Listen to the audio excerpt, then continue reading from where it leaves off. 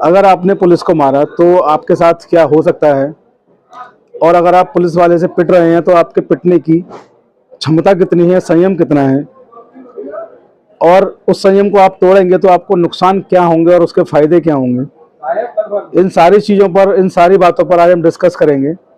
तो आज का जो हमारा वीडियो है उसका शीर्षक ये है कि कोई पुलिस वाला, कर्मचारी या अधिकारी, कोई भी पुलिसकर्मी अगर आपको मारता है तो क्या आप उसे वापस मार सकते हैं।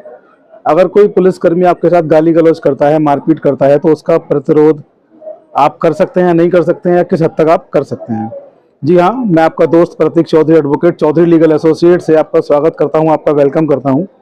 और आज हम एक बहुत ही बिल्कुल डिफरेंट प्रकार का एक वीडियो लेकर के आए हैं, क्योंकि चौधरी लीगल एसोसिएट पूरे देश में करीब करीब फैल चुका है और तमाम स्टेटों से, तमाम राज्यों से, तमाम जिलों से हमारे सब्सक्राइबर हमसे लगातार सवाल पूछ रहे हैं। इसी कड़ी में एक सवाल कई सारे सब्सक्राइबर ने पूछा और लगातार पूछ रहे हैं। तो सवाल उनका ये था कि पुलिस वाला है, आता है, गाली देता है बिना वजह, तो आता है, मारपीट करता है, गाली गलौज करता है, डंडे से मारता है, लाठी का प्रयोग करता है, हाथों से मारता है, तो क्या सर मैं ऐसे में उस पुलिस वाले को रिपीट मार सकता हूं? अगर मैं मारता हूं तो मेरे साथ क्या होगा, या मैं केवल मुझे पिटना ही पिटना है? आप मुझे बताएं कि मेरे लीगल जो रेमेडी है मेरे लिए क्या है। तो आज का वीडियो बड़ा इंटरेस्टिंग होने वाला है, आप बने रहिए चौधरी लीगल एसोसिएट पर। और अब तक जिन लोगों ने, जिन दर्शकों ने, जिन व्यूवर्स ने अब तक चैनल को सब्सक्राइब नहीं किया, उनसे रिक्वेस्ट करता हूं कि आप चाहे नए हों या पुराने हों, जो भी आप हमारे व्यूवर्स हैं, आप फ़ौरन से फ़ौरन, जल्द से जल्द हमारे चैनल को सब्सक्राइब कर लें, और जो बेल आइकन का जो नोटिस है उसको ऑल पर आप सेलेक्ट कर लें, जिससे कि हमारे लीगल विषयों पर, गंभीर विषयों पर आपको वीडियो जो लगातार प्राप्त हो रहे हैं वो आपको जैसे ही अपलोड हो उनका नोटिफिकेशन आपको मिले और आप तत्काल रूप से उस वीडियो को देख पाएँ। तो चलिए आज का वीडियो बिना देर किए शुरू करते हैं। कई सारे साथियों ने, सब्सक्राइबर ने लिखा कि सर पुलिस जो है वो कई बार आती है, हमारे साथ मारपीट करती है, गाली गलौज करती है, तो क्या मुझे पिटना है या मुझे प्रतिरोध करना है? क्या मैं पुलिस को मार सकता हूं? तो आज हम आपको बताएंगे कि आपको इस पर करना क्या है। सबसे पहले तो दोस्त मैं आपको बता दूं कि ये देश है और यहाँ लॉ एंड ऑर्डर चलता है हिंदुस्तान में, भारत में। भारत एक लोकतांत्रिक देश है जहाँ पर कानून व्यवस्था है, न्याय व्यवस्था है।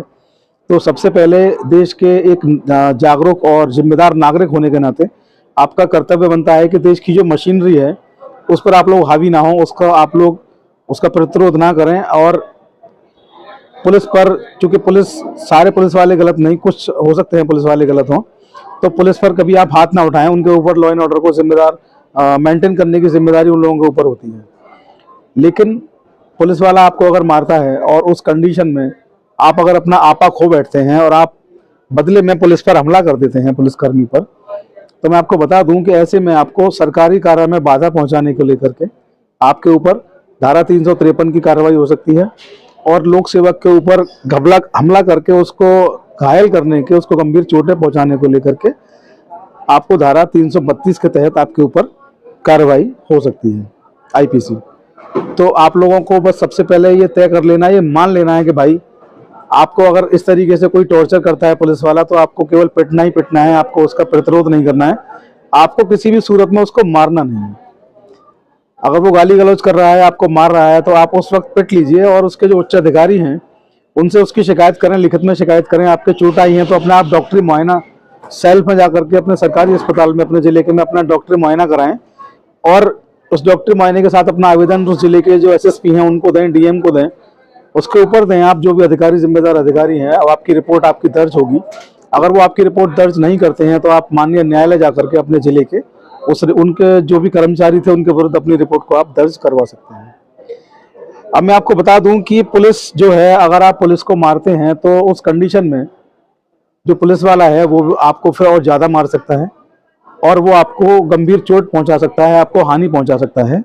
और कई बार ये होता है कि आपका जो हमला है वो जितनी आपको ज़रूरत थी उससे बहुत ज़्यादा प्रेशर में आपने उसका रिपीट, उसका जो हमला किया आपने, पुलिस वाले ने आपको आगे चांटा मारा और आपने उसको, जो आपके पास घातक जो हथियार थे, तलवार, चाकू या ईंट या बंदूक है, कोई रिवॉल्वर है, उससे आपने उस पर हमला कर दिया। तो इस कंडीशन में जब पुलिस वाले को ये लगेगा, पुलिस कर्मचारी को, कि आप उसकी जान ले सकते हैं, तो उस कंडीशन में उसको, आपको सरकारी कार्य में बाधा और अपनी जान को सुरक्षित करने के लिए उस वक्त वो आपको गोली भी मार सकता है।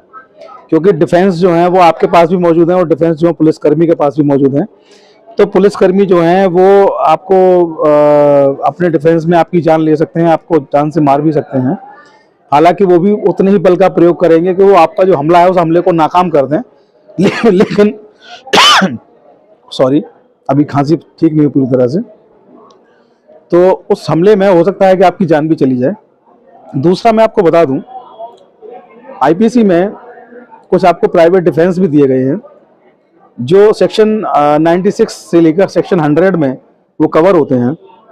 उन सेक्शंस में जब पुलिस वाला आपको मार रहा है तो मारते मारते वो आपको इतना मारता है कि आपकी कोई हड्डी टूट जाती है, आपकी हड्डी डिसलोकेट हो जाती है, अपनी जगह से हट जाती है, आपको गंभीर चोट पहुंचती है, या आपको इस तरीके से मारता है कि आप नपुंसक हो सकते हैं या हो जाते हैं, या आपका कोई भी अंग भंग वो कर देता है, या आपको लगता है कि अब तो ये मेरी जान लेकर ही छोड़ेगा, मैं बच नहीं पाऊंगा। ऐसी कंडीशन में सेक्शन 96 से 100 के बीच में जो प्रतिरक्षा कानून आपके लिए, सेल्फ डिफेंस कानून आईपीसी में जो आपके लिए दिया गया है, उन बातों का ध्यान रखते हुए, उन जो सेक्शन है उनका ध्यान रखते हुए अपने बचाव में केवल आपको उतनी पावर यूज करनी है कि आपको जो आपको उपहाती हो रही है, आपको जो चोट पहुंच रही है, आपकी जो स्थिति है उस स्थिति से बाहर निकलें, अपने ऊपर हुए हमले को विफल करें और हमले को नाकाम कर दें, हमले को रोक दें। केवल इतना आपको अपना पावर इस्तेमाल करना है उस हमले को रोकने के लिए। उस हमले में बाई चांस एक्सीडेंटल अगर पुलिस वाले के चोट लग जाती है, गंभीर चोट लग जाती है, कोई और भी घटना उनके साथ हो जाती है, तो इसके लिए आपको दंडित नहीं किया जाएगा, क्योंकि आपने अपने जीवन और जीवन से जुड़ी चीजों के बचाने को लेकर के संघर्ष के दौरान आपकी इच्छा उसको चोट पहुंचाने की नहीं, आपकी इच्छा उसको मारने की नहीं, आप केवल अपना डिफेंस कर रहे हैं। उस डिफेंस के दौरान अगर उसको चोट लग जाती है, गंभीर चोट उसको लग जाती है, या कोई और इंजरी उनको हो जाती है, तो उस चीज को लेकर के आपको कभी भी दंडित नहीं किया जा सकता। तो आप याद रखें दोस्त, आपको केवल उतना ही अपना पावर इस्तेमाल करना है जितना कि आपकी जो जीवन है, आपके जीवन को सुरक्षित करने के लिए आवश्यक है। आपको ये सोचकर हमला नहीं करना है कि मैं इसकी जान ले लूंगा। अगर आप ऐसा करते हैं तो आप निश्चित तौर पर हत्या के मुकदमे में या तमाम मुकदमों में आप जेल जा सकते हैं। जो भी इंजरी होगी उस इंजरी को लेकर के आप जेल जा सकते हैं। तो बस मैं आपसे फिर बता दूं कि आप भारत के जिम्मेदार नागरिक हैं और आपका कर्तव्य है कि लॉ एंड ऑर्डर को आप मेंटेन करें। तो पुलिस, अगर ऐसा कोई पुलिसकर्मी आता है तो आपको उसको घायल नहीं करना है, आपको उस पर हमला नहीं करना है।